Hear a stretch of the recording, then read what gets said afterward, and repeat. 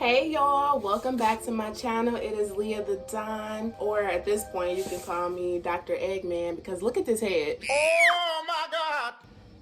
It's going dumb. Lilo. You can't get up there right now. And today we're gonna be talking about something that's not that fun or nice to talk about, but it's something that we all go through and it's important, I think. So we're gonna talk about insecurities. Everyone has them. That's the first thing. And also I have my laptop right here, so I'm gonna be looking down at my notes, so don't get too distracted by that. Really, Lilo, you can't go up there, honey.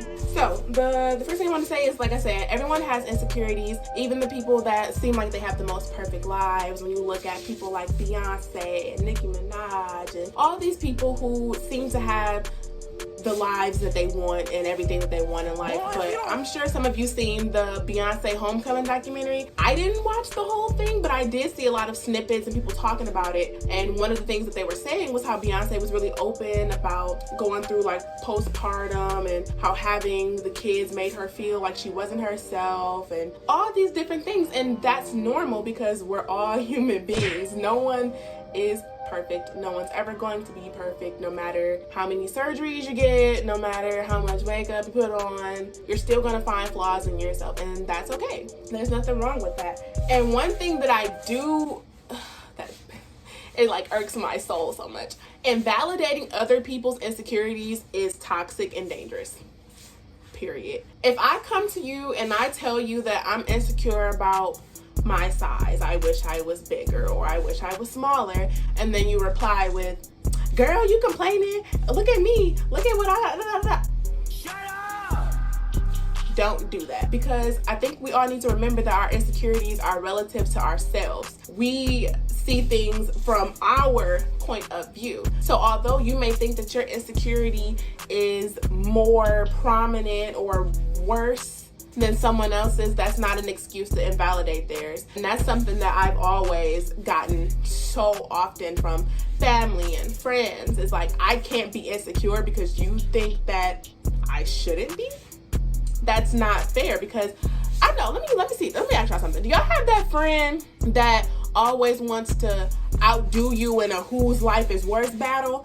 That's the same thing. When you have a friend, when you come to them and you tell them, man, I'm just going through it today. I'm stressed out about my test. I'm stressed out about this. And they come back, well, I'd rather have that than what I'm going, like, it doesn't have to be a battle. Like, my insecurities are relative to me. I can't be insecure about light skin problems that light skin women go through. I can't be insecure about having light skin because I don't have light skin. So that's not something that's relative to me, if that makes sense. And it just really irks me a lot when people invalidate other people's insecurities and their struggles just because you think that they're not that important or that they're not as bad as yours. That's dangerous, and it makes the person feel even worse about their insecurities because you're basically telling them, shut up, stop it, because mine are worse. And that doesn't make them automatically feel better about themselves. It doesn't. And that's just something that we really have to get out of, because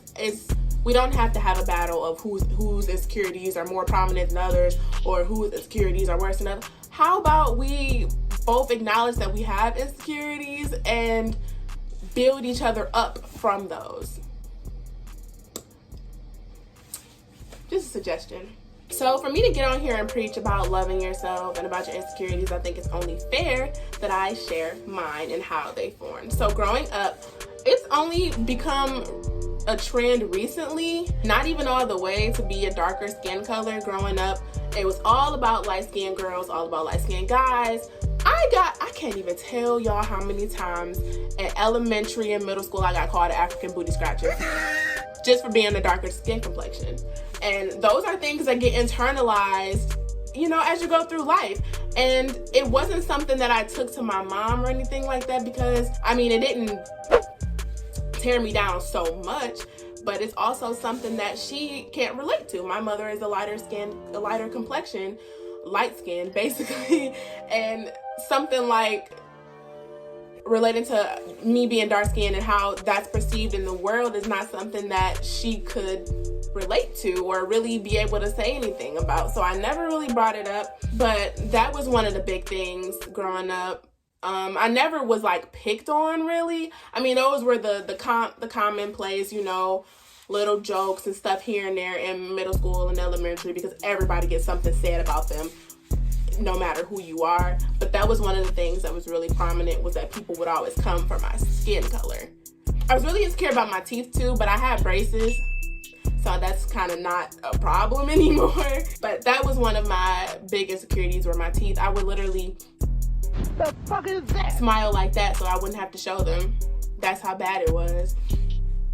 And when I got into, I would say maybe high school is when really things really started to kick up, because you know, when you're a teenager, you think everybody around you is better than you think you're not good enough, and you're going through a lot of self-identity crisis type situations, becoming your own person and figuring out what you want. But a lot of that is influenced by the people around you. So for me, the girls around me always had the long weave, you know, the long hair. They had their eyebrows done, their makeup done. They always had on all this kind of really, I would say, feminine presenting or considered feminine things, because I don't really believe in gender roles, but things that would be associated with femininity. And so for me in high school, I'm like, well, if these girls are doing that, that's what I need to do. So I was making sure my hair was straight to the point where my ends were horrible. My hair was not healthy, which is why I cut my hair and now it's beautiful again. But I was flat ironing my hair so much because I thought that's what I needed to look like.